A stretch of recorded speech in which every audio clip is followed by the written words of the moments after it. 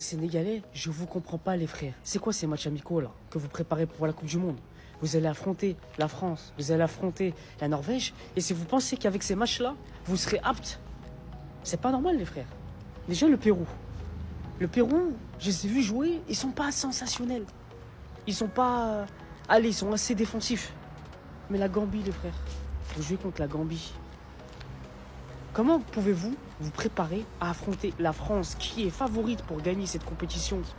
2026 et la Norvège qui possède un très bon effectif? Est-ce que vous pensez qu'avec ces deux matchs-là, vous allez préparer quelque chose, honnêtement? Allez, on va dire le Pérou, c'est moyen. Allez, c'est moyen, c'est peut-être un style latino, voilà. Mais il n'y a rien qui ressemble au jeu de la France, par exemple. Pourquoi ne pas affronter une autre équipe européenne ou... Voilà. Ça va être compliqué là honnêtement. Il y a du lourd qui va arriver en cette Coupe du Monde. Et c'est asalaamaaleykum mbokk internet yi Senfootball TV nuyu naa leen bu baax ziar leen am mbégte lool defal leen vidéo wax yéen ñi xam da ngeen bees chaîne bi welcome bienvenue abonné leen cliquer leen ci cloche boobu ngeen di gis vidéo bu ñu dugal ngeen mën ko seetaan ba ñu fàtte tamit vidéo bi c'est très important yéen ñi xam da ngeen am problème foo leen sànni ay match moo xam Première Ligue la moo xam Ligue 1 la moo xam Ligue des Champions la donc mën ngeen ñu contacter vite fait bien fait au 77 685 78 12 77 685 78 12 mbokk yi maa ngi def exprès jiital vidéo bi ma jiital nii parce que dama commencé gis ne nag beaucoup nag dañoo xeeb suñu match yi maanaam Sénégal 2 matchs yoo xam ne da ngay joué au mois de mars am na yeneen actualité information bi leen jox mais dama koy door rek ci lii ba pare dañoo xeeb la fekk ñuy joué Gambie ak Pérou franchement man su ma waxee honnêtement j'attendais mieux wax dëgg fa yàlla parce que boo doon ay Argentine laa doon dégg ay xamul nangam ay équipe yu mag rek laa daan dégg naa ay Suisse xam nga même si au mois de mai on a 2 bons matchs quand même un match de préparation pour préparer la Coupe du Monde muy Arabie Saoudite donc ak États-Unis même si on man franchement comme que France laa dajal bëggoon naa Belgique Portugal Allemagne wala yu demee noonu daal équipe yu mag yooyu noonu surtout que dañ jóge ci Brésil jóge ci Angleterre donc match yu mag yooyu moo la mën a faire loo rêver ba pare nga nekk champion d'Afrique pendant que Algérie di jouer Uruguay ñeneen ñëpp maa ngi gis pays africain yi am nañu équipe bu kii quoi waaye ñun Pérou tamit waa ji ñoom li mu wax nii bon c'est mën nañ ko dégg même si ñu bëri dañ ne non Mohamed garaawul parce que match amical la rek dañuy xool certains joueurs rek quoi match amical la rek bon pour nos amis benn match bu neex la parce que suñu mbokki Gambien la ñuy daje moo gën 0 quoi 0 moom lépp ko tane bañ a jouer que gën quoi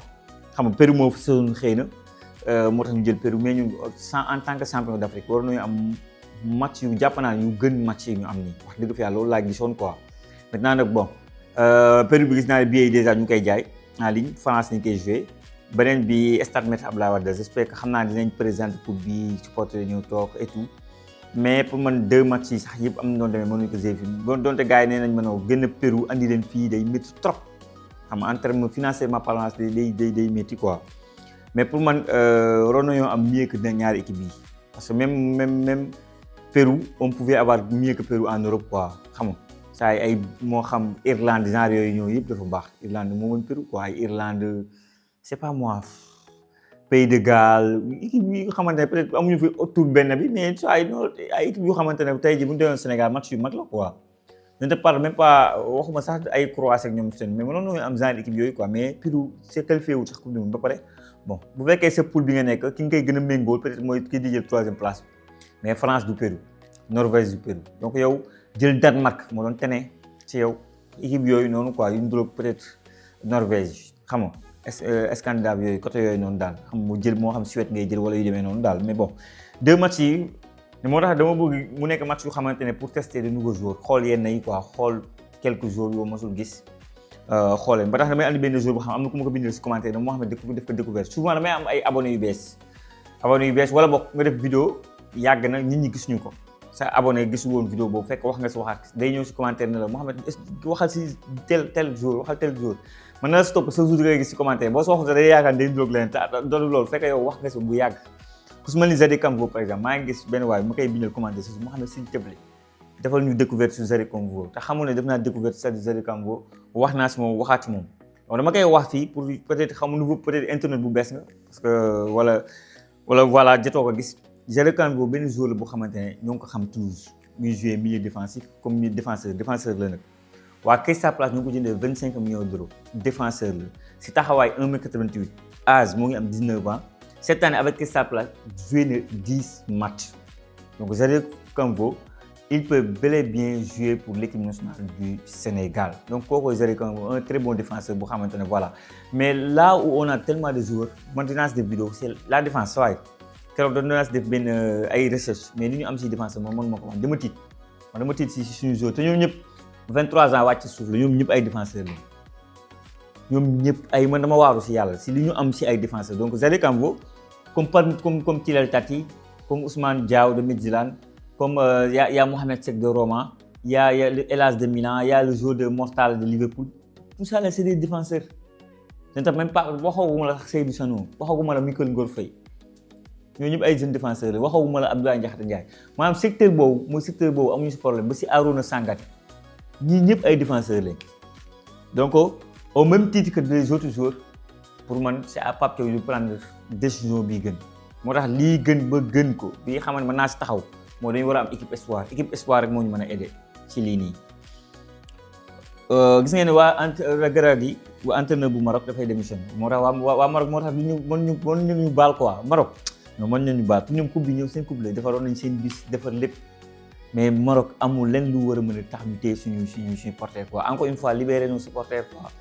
encore une fois libérer nos supporters donc seen entraîneur yi nii démissionné. C'est que mos ñu woon xalaat ni coupe bi à 3 mois de la coupe du monde baa ngi nii yow nga demoon dem final coupe du monde nga démissionné parce que kañ ko supporter nañ kontaan nañu si moom dirigeants yi ànd nañu moom ñi ànd nañu moom mu dem toog bàyyi leen ak seen équipe lépp Sénégal moo leen ko takk nag nii moo tax duñ ñu baal quoi ñi waa Maroc doy na waar. gars yi bu ñu jógee foofu on va parler benn phase Ligue des Champions yi match yi am tey Bodo Glimt moo jàpp Inter de Cam après mu dóor City. Dóor Atlético de Madrid ñëw tekk foofu faudra faire attention de match bu dee ak moom match piège la de boo xoolee rek seen budget xool seen i moyens xool seen i kanam tooñ nga sa bopp xool seen i supporters ku dajeeg moom daal da nga jàpp ne Real laay deel Barça laay deel City laay deel ku football ak moom noonu da ngay gagné maanaam dajeeg moom benn petit pouce laa deel mën na nekk surprise yow waaye dama dajeeg moom Real laa dajeeg comme ni may dajeeg Barça comme ni may dajeeg gars yi mën nga ko gagné xam nga ne Inter le même niveau bu mu mettre l'année dernière ba toog la Inter ba toog la Barcelone bu ko andi woon tey jii ba dugg leen romb na bële bi mais nag ay jàmbaar lañu équipe bi parce que équipe bi sa ay budget bi gën a tuuti. pendant ce temps l'autre match gis naa ne waa Newcastle ñoo dóor 3-2 Karabakh aller bi dañu ko dóor 6 quelque chose comme ça donc Newcastle qualifié na l'autre match bi am tamit Leverkusen 0-0 ak Olympiakos ñoom qualifié na parce que match aller bi dañoo dóoroon 2-0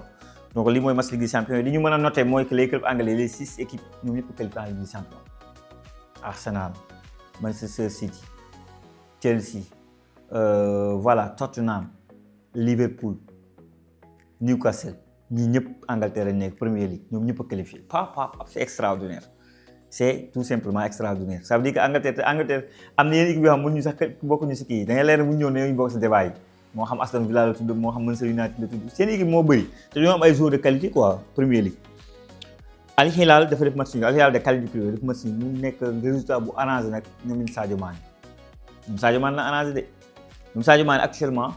bu ñu gagné ñoo rawee 3 points instant yi kii jël pied Al Ahly la mais Al Ahly moo leen ëppalee benn match Al Ahly benn point la leen rawee ñoom Sadio Mané mu gagné ñoom Soumaré jël premier ñoo jëlee rawee 2 points Al Ahly mooy Al Ahly bu Edouard Mendy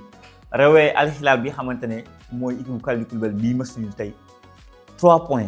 ça loolu c'est bien. Etihad moom waxuma seen wax ñoom dañoo xaw a sori quoi ñoom tey dañoo match ñoom tamit mais lii ça arrange donc Sadio Mané bi xam bi passe déjà que Al Hilal bi passe gis ngeen dañ ko dóoroon cette fois ci ñu kii que